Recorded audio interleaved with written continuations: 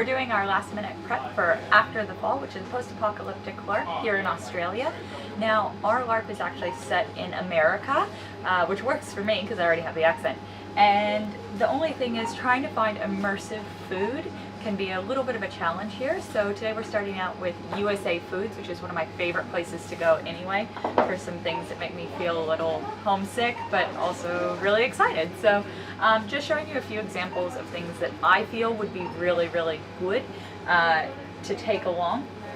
They have here, they actually have the most American set of cutlery and paper plates I think I've seen in a long time for $5. It's enough for 8 people, but I thought that was a pretty good bargain if you were doing an in-character sort of barbecue or anything like that. Another thing, now these are really expensive and I understand they'd be heavy and hard to get. These are hash browns. Now these are the sort of things, if you're in the States, these are the potatoes they use at like Denny's and a lot of chains like that. It's dehydrated potato that you add water to. This box will give you 72 servings. According to this, but it's about $25, so it's not cheap. But if you had a group of people go in for it, this is the sort of thing that will be good in an apocalypse, because in this one box you have 72 servings of food. That's pretty good bang for your buck when you look at it that way. Another thing is artificial bacon. I think my Australian friends will think this is really weird, but I love it. You normally put them, I don't know, I always put them on potatoes and salad, but they're crunchy, fake bacon flavored chips, and I'm pretty sure they'll last through the apocalypse. And here right now they're only about $3.50, so that's a good little thing to add in. The other cool things you can get are giant things of pickles. Just think like if you were to raid some sort of like kitchen or storeroom sort of stuff that you have, so there's heaps of that. Also, if you want brands that are American brands, you can get beans and things like that here. It's going to cost you a bit more, but it will be a little more immersive. So let's see what else they have.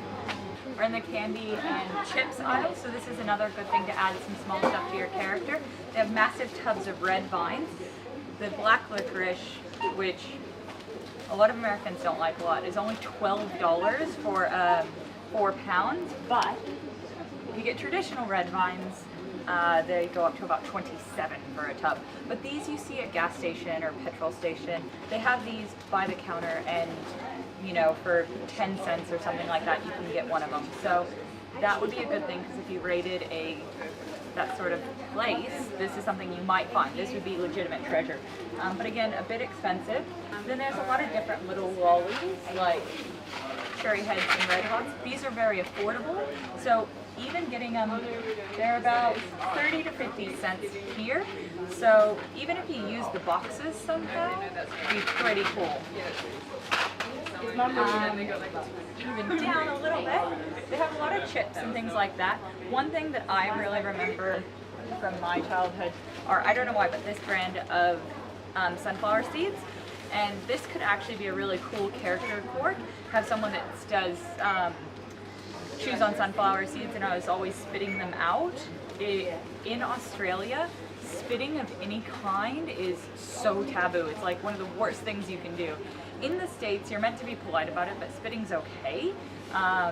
Like, I don't know how to explain it, but yeah, like if you're not feeling well or you've got like something in your throat, it's okay to like spit. Where here, people will be like, oh my god, you're horrible. And yeah, so sunflower seeds, perfectly acceptable there, spitting out your sunflower seeds, but here I think people would be really put off by it. So great for a character, and only about $4. They do have some massive packs of things like Tootsie Rolls, which are a pretty iconic American thing, for about 15. So if you're looking for a big packet versus something like Jolly Ranchers or miniature Hershey's, they're closer to 25 to 30 bucks. So bang for your buck, you probably go these.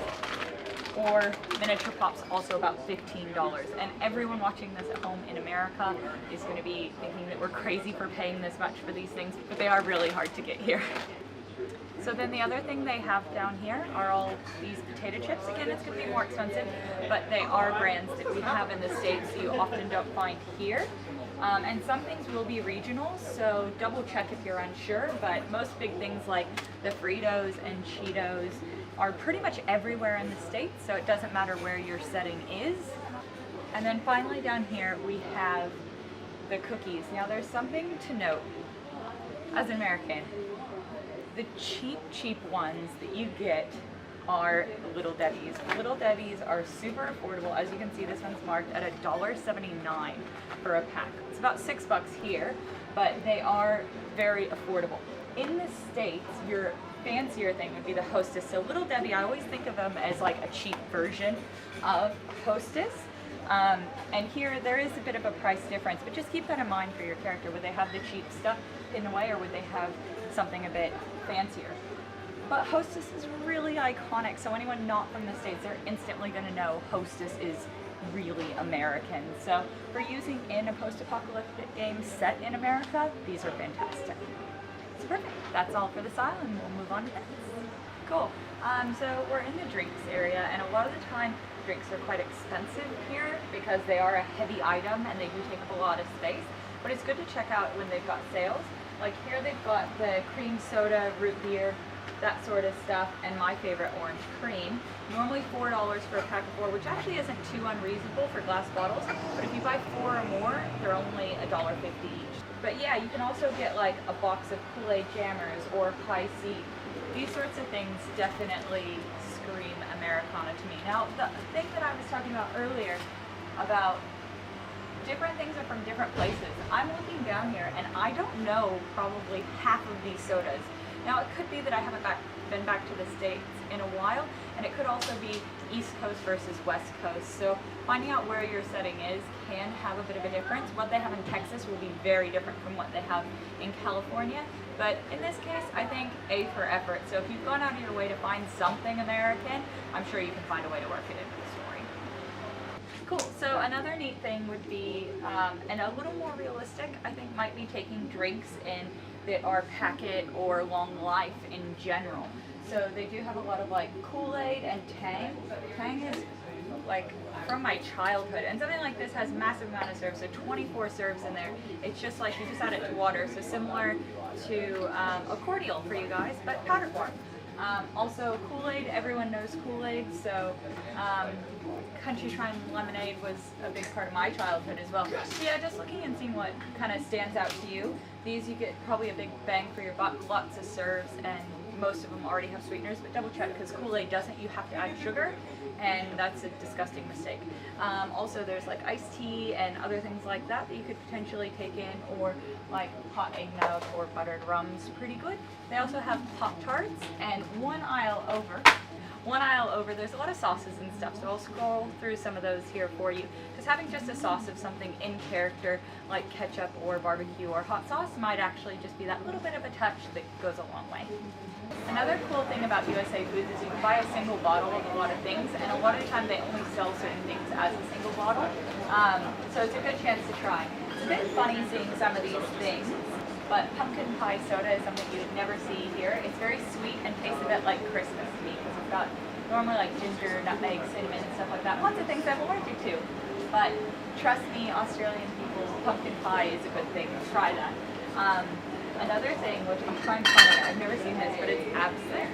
In the States, it's illegal, like as the alcohol, so they've made a soda that's meant to taste kind of like it. But fun fact, Americans, you can buy absinthe here in Australia and drink it. That's the thing, like the actual boozy stuff. It's called Green Fairy, and it still freaks me out, and I still haven't tried it because of the taboo and that sort of stuff from the States. So yeah, this is a good chance if you want to just get one bottle, or even if you want something to just get you in the mode character-wise, if you can't put it in the game, to have it on the way there and to try and start getting into character. So there you go. Cool, so we're here at Costco, which is another great option because they often have a lot of American lollies and things like that, lots of American candies, and in packs that are shareable and tradable. This is about 15, 19, and 20. So they are a bit cheaper than USA Foods and tend to be fresher, but you do have to pay for a membership here. So, sorry, we're here on a weekend and it is crazy. Also, probably come during the week. Cool. So, just think about where your character would get what they're getting. Something like this you can find in pretty much any Asian grocery, so that has a good bang for your buck, and it is a bit cheaper, and they'll be pretty much anywhere in the world. Okay, so things like this are often found at gas stations and things like that near the front till where you can buy one for a little bit. So they've got all of these and then like sour straps and stuff like that all the way down. So where did your character get it from? Make sure it's part of the backstory. It will add a next level to your character. Cool, so another good thing to get here is jerky. It is much better if you can make it yourself if you have the time. It's a lot cheaper to make it yourself. But packs like this, there's a big variety. Unlikely your character would find one of these massive packs, so it would be really, really good to repackage into little bags and label as meat. Okay, something that could be a massive windfall and something that could maybe be for your whole group would be something like some canned chili. That would be so good. Or corned beef. Spam is probably one of the most overused things in post-apocalyptic stuff, but if it is something that you would normally eat or have around, that's okay.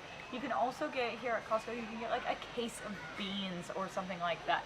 Now, those sorts of things will be really good. Weather them up a bit. It could either be something that you guys have gotten, or maybe in-game it could be a quest to go and get that food, so that could be the reward for something.